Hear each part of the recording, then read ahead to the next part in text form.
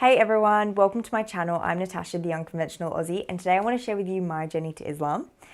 I have a lot of information that I want to put into this video, so what I'm going to do is break this video into two smaller videos, and that way it'll just prevent me from repeating myself and waffling on a little bit, and it'll also be easier for you guys to follow. So with that said, let's get started. I grew up in Sydney, Australia, and I lived there till I was about 23 years of age, and then I moved to the UK where I still live today. I came from a Christian background, a Christian household. My mum actually works for the church and also is a volunteer for the church, and my stepdad is a volunteer as well. So they both play quite a crucial role within our local community. And on top of that, I went to a Catholic high school, and so in Australia, the grading systems is a little bit different to the UK, so it goes from year 7 to year 12. So I studied religion as a part of that whole time. And it was kind of when I was at high school that I started questioning my religion and started questioning my faith, because I was starting to get more intrigued. I was starting to question things, because when you're young, and I know when I was young, I just kind of went along with the flow. I did what, my parents said. I did what the minister said. I believed what I was told to believe.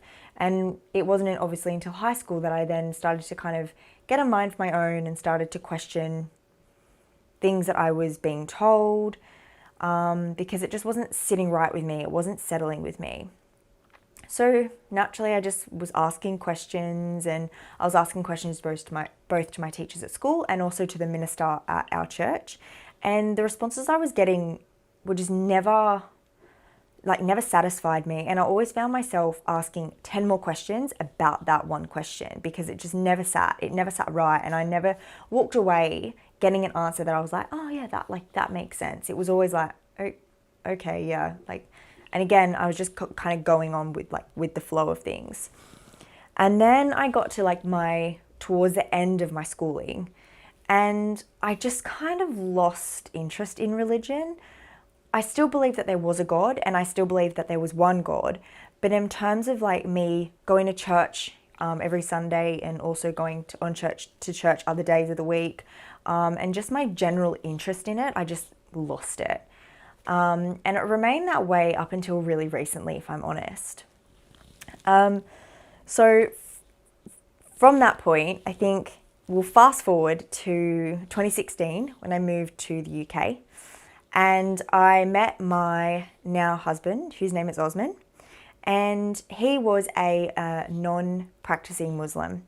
And what I mean by that is he ate halal meats, and he stayed away from the things that he knew he had to steer clear of. But he wasn't praying, he wasn't fasting through Ramadan, and he wasn't doing those things that associated him with the Islamic way of life. So I never really concerned myself with his religion. I never asked any questions. It was very much an unspoken about topic in our relationship, both because I was uncomfortable about it, and also because we just never really needed to talk about it, so why would we? And then something changed. So again, let's move forward another 3 years, and up until really recently, so it was about May this year, and I noticed Osman doing little things that he hadn't done before, like saying Alhamdulillah after our daughters would sneeze. He would want to say a prayer for them when they were going to bed. And we actually recently had our second daughter in July, Alhamdulillah. And he wanted to say a prayer for her when she was born, which didn't happen with our first daughter. And so little things like that started creeping in. And so I knew something was going on. And so naturally, I questioned him about it. And yeah, he just said to me, well, yeah, I want to start practicing again. I wanted to come to you about it, but I felt really anxious about coming to you. I felt really nervous about coming to you, and I didn't know how to approach it with you. And the reason he felt like that was totally legitimate, because if I'm being completely honest, I didn't like the religion. I didn't like what I knew of it. And from what I knew, which was very media driven, obviously we know that's not the truth, but at the time, I thought I knew enough to know that I didn't like it. So of course he's going to feel that way about it, about telling me. So anyway, he's told me now that he wants to start practicing again, and immediately I felt angry, scared, confused, upset. Every emotion under the sun, I think, passed through me. But the biggest one of all was I was so uncomfortable. I couldn't help but question, like, where does this leave me? And where does this leave our two daughters? Because, like, I'm not a Muslim, they're not Muslim, so where to from here? And it's really quite funny looking back on it now, but I actually remember screaming at him saying, like, I'm never going to be a Muslim and I'm never going to support you being a Muslim. And it is funny to look back at it now because clearly Allah had other plans for me, which I didn't know at the time. But yeah, so it was a really tense and awkward time. And I think it's really important to note in this part that we weren't married at the time. So we only got married recently, in October of this year. So really, really recently. And I think me not accepting his religion and him always feeling a little bit like, even if he wanted to practice, he felt like he was never probably comfortable to practice because of how I felt. And that was creating this invisible barrier between us that neither of us knew was there until it was gone. And just like our relationship completely changed. So I'm at the stage where I'm super uncomfortable. I don't know what to do with myself. I think I remained this way for maybe like a week. And then it was like I woke up one morning and someone had just slapped me in the face and was just like, what are you doing? Why are you letting this affect you so much? What is wrong with you? How could I be so judgmental of something that I knew nothing about? Like, if I really open-heartedly reflected on my feelings towards Islam, I knew that I didn't really have any factual information. It was all information that I'd gained from the media, or also information that I'd gained from other people who had a negative attitude towards Islam. So both of those sources were not really reputable and were not really reliable. So I kind of was like, okay, like, I'm going to do my own research and I'll go from there. So I secretly started watching videos on YouTube. I started reading a lot. I started collecting PDFs and reading those. And slowly but surely, I started to feel less and less uncomfortable with it. And I remember the first thing that completely intrigued me was I was really always uncomfortable when Osman would refer to God as Allah. I just felt really awkward with it, and I was just kind of always like, why don't you just call it like God? That's how you call God is God. I never got it. It never sat with me. I never understood. And the first thing that I learned, so I was watching a 3-part series on YouTube, and it's called Understanding Islam. And I will link it for you in this description, because if you're someone like me at the very beginning of your journey, or if you're looking into Islam and don't really know a lot about it, then this was a really good starting point, because it doesn't really bombard you, but it gives you really good information just to start you off with. So anyway, so I was watching this 3-part series of Understanding Islam, and the first thing that the teacher said was what Allah means. And all it is the Arabic word for God. And immediately I just had this epiphany. I was just like, oh, that's it. My goodness. And immediately I just felt so much better about it and so much less uncomfortable. It was just so strange, but it really intrigued me to find out, okay, so I've had this really strong emotion towards something so small. So what else am I going to find out that I feel really negatively towards, that I shouldn't feel negative towards at all? So I kept watching, I kept reading, and then Osman caught me. He caught me watching some videos, and again, he was like, whoa, what's going on? What's happening? And so I said to him, I've been doing some research, and obviously he was really happy that I was opening my mind and actually learning about it. And you know, I said, at that point, I said to him, you know, I feel like I've gotten as much as I can from, you know, where I'm looking. And, you know, I need something else. Like, do you think I should read the Quran? Do you think that would be helpful for me? Or do you think it will be a little bit too much too soon? And he was really supportive, and he was like, no, absolutely, like, read the Quran. Definitely, like, if you have any questions, like, write them down, bring them to me. If he couldn't, so he was saying if I couldn't find the answers, he was going to find them from other people that were reliable, and make sure that he came back with an answer for me within the next couple of days. And he did, every single time, every single question. And I will do a separate video on all of the questions. I have kept them all of the questions that I had about the Quran, because I think it's really important that, from my perspective of knowing nothing and reading the Quran and having all these questions, like, it really brought Islam together for me and really, really helped me. So I will do a separate video on that, inshallah.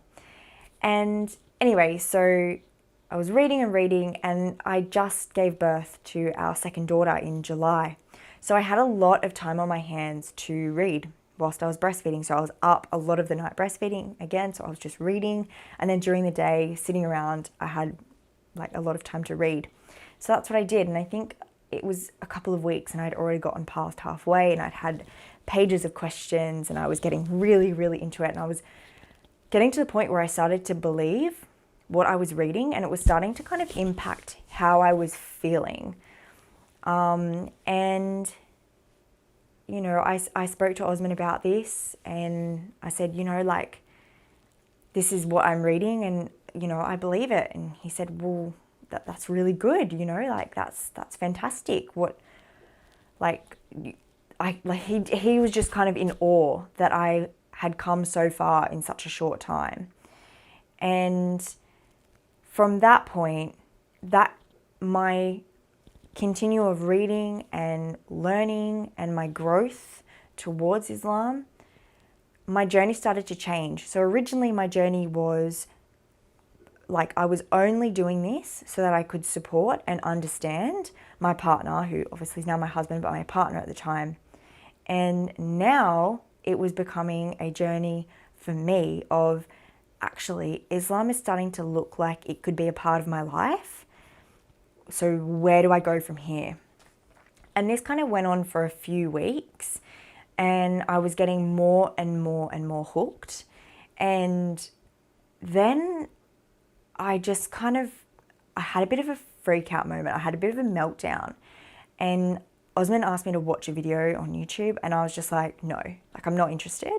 I don't want to watch anything, and I don't want to read. I'm just going to stop reading. Like, and I remember saying to him, I was just like, can you just stop asking me to watch things? Can you just stop playing things around me? Like, I want to take a step back, because I'm feeling really overwhelmed with all of this. And reflecting, I was feeling so overwhelmed because it was starting to really, like, take a hold of my heart, and I was getting really scared, because what did this mean for me, and what did this mean for now my life, and how I'm going to live my life, and what changes will I have to make in order to adapt to what Islam expects of me. And so that's a really scary thing.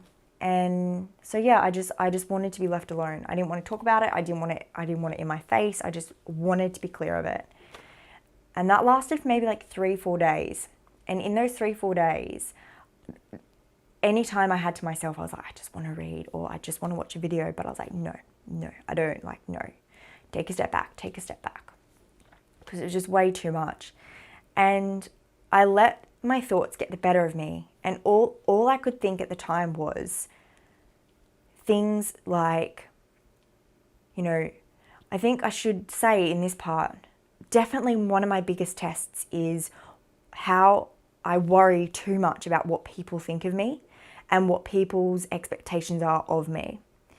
And so at this point, all I cared about was like, what will my family think?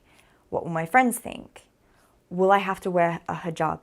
Will I have to cover? Will I be able to, like, wear my dresses in summer? Will I be able to wear shorts?